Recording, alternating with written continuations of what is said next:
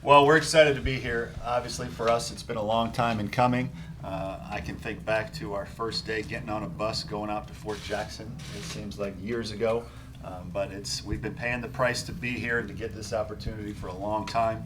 This team has worked extremely hard. They've done everything necessary to get here and to be successful, so I'm really proud of them, and now I hope our best baseball is ahead of us. Raise your hand with the microphone to you. David's good first. Mark, what's your pitching plans for this weekend? Who gets the ball tomorrow night? Somebody that's on our current roster, and as soon as we know who our opponent is throwing, you'll know who we're throwing.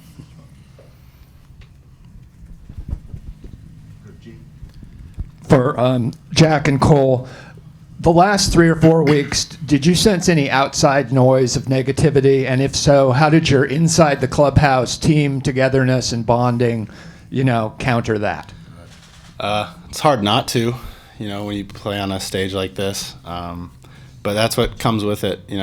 Coach Kingston has really harped on really the only opinion that matters is within this building, and that's kind of what we go off of, and that's that's kind of how we've built the foundation of this family, in this building. And so, at the end of the day, whether we're winning, whether we're losing, we know we've got each other, and that's really all we listen to. So. Cool. Spot on.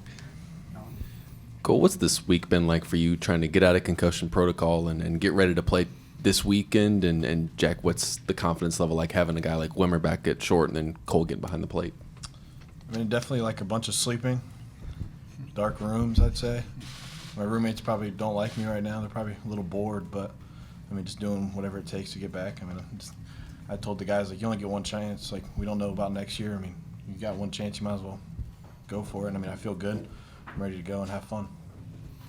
Obviously, you feel most confident when all your guys are out there, and but at the same time, we have a whole roster of guys that kind of work to perform their best week in and week out. But like you said, you can't really sometimes replace guys like Cole, guys like Wimmer, just incredible athletes, better guys though. So the morale is definitely going to be back up with everyone inching back to get as healthy as we've been in a while. So it'll be fun. Mark, with Will Sanders, you mentioned him pitching in relief this week. Is there a pitch count he's on? Can he go multiple times? What's kind of the plan with Will? Yeah, pretty much everything's on the table other than asking him to throw 100 pitches in one outing as a start. But we'll use him as we see fit, where we think it makes the most sense. I think you could see him more than once this weekend, potentially. We're just going to have to see how it goes, how comfortable he looks once he gets on the mound, and we'll take it from there. Cole, Coach Kingston's talked about you being sort of the heart and soul of this lineup and this team. Just how has that just come along for you, that development of becoming a leader on this team? Was there a point when you realized, man, I really want to take the reins here? Just how did that kind of come along for you? I don't think there was really a point, I'd say. I feel like I've always had those leadership qualities. Last year I didn't have the best year, and I was kind of banged up and stuff, so I didn't really get to show them as much. But I think this year, obviously getting to catch as much as I am and play as much as I am, has kind of let me be who I am and kind of just freed me up, I'd say. So. Hey, Mark, on Monday, I believe you used the phrase, it's a new season. So what's your sense of how rejuvenated this group feels, knowing that regardless of what happened the last month, it's a new season and it's up. You guys have the ability to go as far as you guys want to go. Yeah, very much so. I think this team is very rejuvenated, and we're treating it like it's opening day. We've done everything this week to prepare the guys to have the mindset and be physically ready like it's opening day. So I think it's a new season for everybody, but us especially, because we struggled a little bit down the line. This is a great chance for us to really just start over and get on a run. Mark, we saw Will McGillis taking some hacks during BP in practice. What's the latest with him? Did you say Wilmington? Will McGillis. Okay. Will McGillis there. What's the latest with him, and is there a possibility that he could potentially be in the lineup in some capacity this weekend? We may have a few tricks left up our sleeves, Colin, so show up tomorrow night at 7 o'clock and you'll get your answer. Mark, just what can you say about the journey of this pitching staff throughout the year? Losing Noah, losing Jers, but still being able to have the bodies to kind of take that punch and roll with it. Well, We started the season with incredible depth. Everybody knew it, and that's why we were ranked early in the season. We were ranked because of our high-end pitching, but also our pitching depth. And we hoped that it wouldn't be tested as much as it's been tested, but the fact that we have so much pitching depth is what's allowed us to be here today. If we didn't have the pitching depth we did, we may not be hosting, we may not even be in the NCAA tournament. But because we did, because we had weekend starters pitching out of the bullpen. That's how good we were. Eli Jones the whole time, Matthew Becker the whole time. These guys, Hicks, these are guys that have pitched out of the bullpen for us that are more than capable of being good weekend starters. So that's where our depth started. Once we had guys going down and we had to move them in, they allowed us to keep our head above water and still be here today. So to me, that's one of the keys to us being able to have this second chance. Mark, just your thoughts on Central and the depth of the competition in this regional, sir. Yeah, it's a very good regional. I mean, no question about it. The team we're playing tomorrow has been going to regionals for a while now, so we have a lot of respect for how they go about their business. And then Campbell and NC State, two teams from a state over that we have a lot of respect for. They play the game the right way.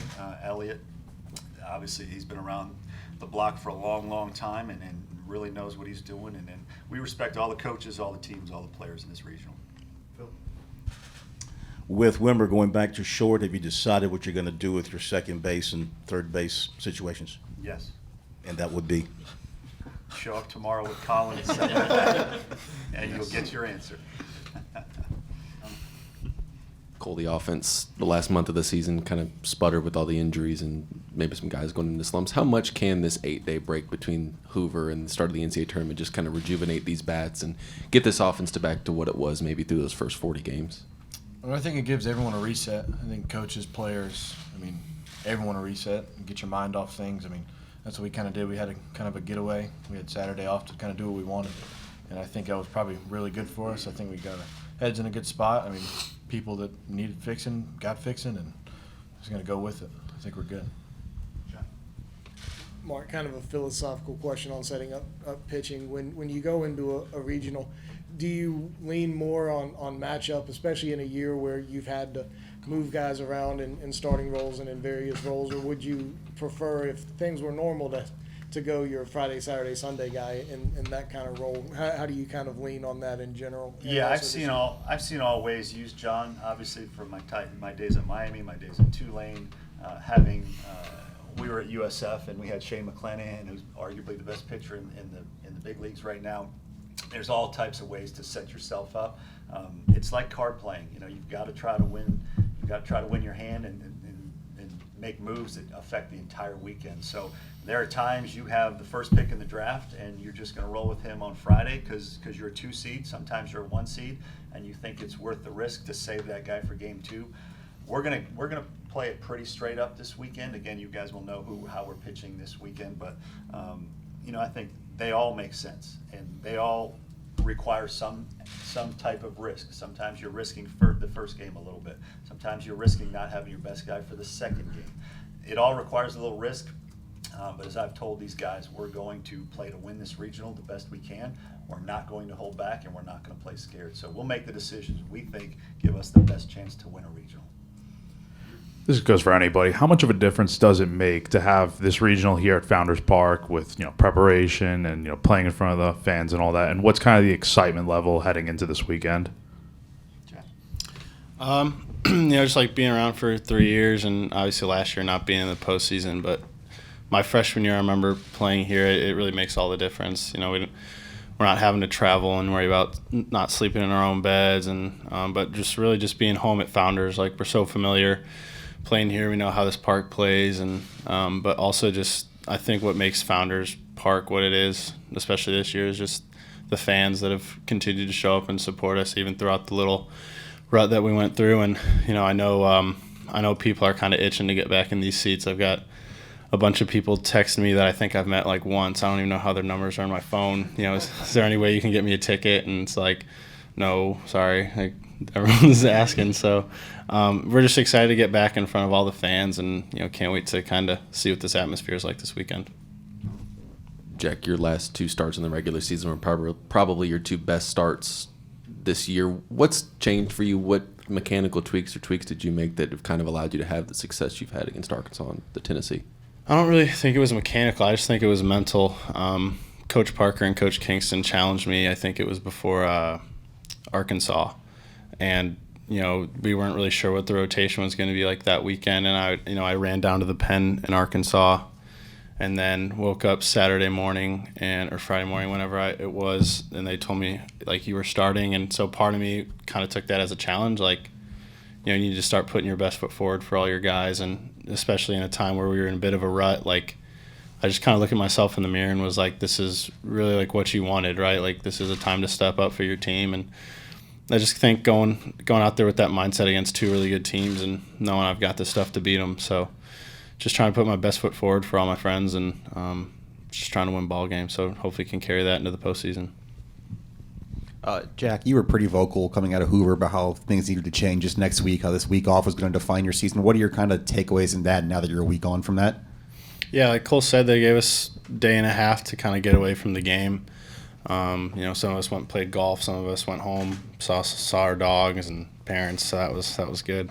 But really, like when we showed up on Sunday night, we understood the next couple of days we're going to get challenged by these coaches, and I think we really did. We were at the ballpark all day, and I think it just kind of like rehashed the foundation of this program and what this team's about, right? I mean, the first day he just said, like, the first day we got off the bus at Fort Jackson and literally put our faces in the mud, and that's kind of set the tone for the whole year. And I think people make the regular season 56 games for a reason. Like, it's a long season, especially for like kids our age too, but you get to find out a lot about a team in 56 games, and we found out, I think, more on that losing streak than we did when we were winning a lot. So just these past couple of days was really great for us to kind of get back to our roots and just do what we do.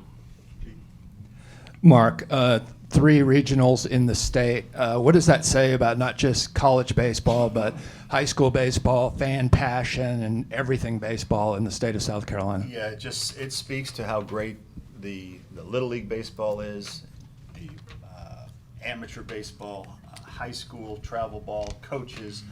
It's one of the best states in the country that produces baseball players and coaches at a very high level. People love baseball in this state. It's very historic, and I just think it shows that in 2023, you've got 3 of the 16 hosts are right here on our home soil. So I think it speaks very well for our state. For either of the players, Jack, you talked about last season not having a postseason and now having it. I mean, is there like a greater appreciation for what it takes to get here? What's kind of the mindset difference now? I mean, go ahead. And I think it like speaks to everything, like even just like sitting in front of you guys, it's such a cool experience getting to do all these really fun things, and not really having postseason baseball in Columbia last year, especially. I kind of started to understand that that's like completely unacceptable, and with this fan base and what they expect and what really we expect around this program. So I think it just kind of attests to like. It started in the summer last year. I know you guys kind of heard about all those workouts, and it started as soon as the season ended, and now we're here pretty much a year later and kind of completely flipped it around. So we're excited. We're going to treat it like, we're 0-0 and just kind of go at this thing with all we got. So.